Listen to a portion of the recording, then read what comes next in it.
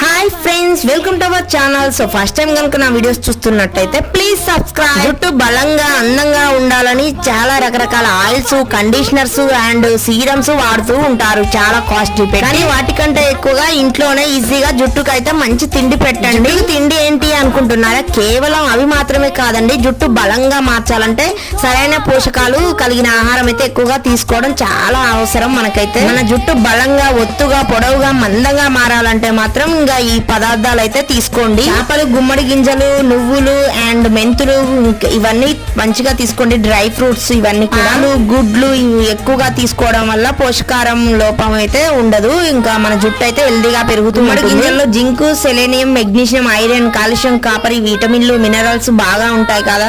వాటి వల్ల జుట్టు కుదలలోని బలంగా మారుతూ ఉంటాయి. రాత్రి నానబెట్టిన మెంతులు తీసుకోవడం వల్ల అయితే మెంతులు పౌడర్ కూడా తీసుకోవచ్చు. వేగంగా కురులు అయితే పెరుగుతాయి. Please subscribe.